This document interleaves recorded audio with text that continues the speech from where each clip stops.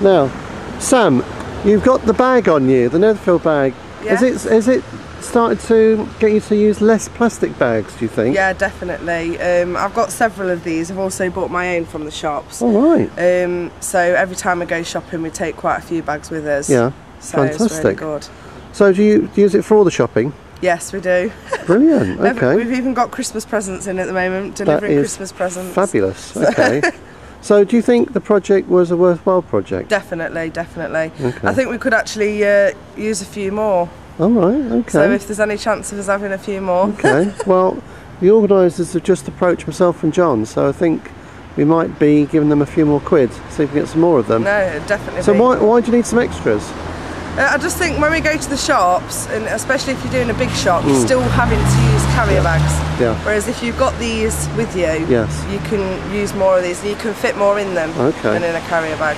So some houses, particularly when it's a family shop, you want 2 or 3 maybe, or 4. Yeah, definitely. Okay, wonderful. Okay, Sam, thank you very much for that. Thank you, bye. Now, Kay and Claire, you've been involved in a project involving these bags, the Netherfield cotton bags. Can you tell us what prompted you to get involved with this? Talking to people in the streets about the amount of litter that we saw in Netherfield, thinking about peak oil and climate change and the amount of resources that are used for plastic bags. Yes. That was why we started to think about how many bags are being used in Netherfield. Okay. And then asking the shops, the figure that we got was amazing, so we thought we'd be able to do something about it. Do you remember the figure that was being used in Netherfield? Well, it was 10,000. We've actually sort of re-looked at this figure, and we're quite astonished it's actually nearer 13,000 bags that were being got per through. week? Per week, just in the town centre, so not the retail part. So this is when you times that by 52, we're talking about hundreds of thousands of bags. A year, okay. Yeah.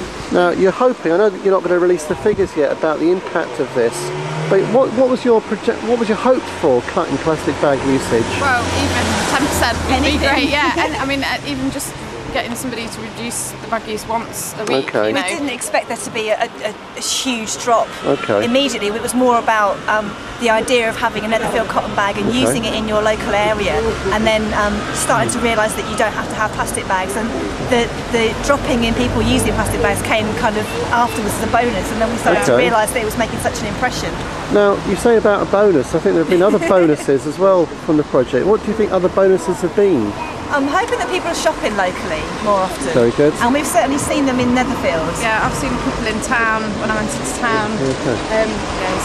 We went into in town doing Christmas shopping and saw a couple of Netherfield bags, which is just really nice that people are using them. Good. We've sent them to the Middle East as well. Zane, the kid who drew this cartoon character, because we did a competition at the school, his family have sent it to relatives in the Middle East, which is good. Wonderful. We've also gone to Australia, so it's just about the whole package of like reusing and recycling and shopping locally. I really liked the thought that Netherfield is the centre of the whole planet, you know, these kind of arms going out. We're going to have a map of all the places where Netherfield bag has been. Australia is also one place, Germany, Tanzania, as well as the Middle East. It's amazing. What about benefits to the community itself living in Netherfield and Colic?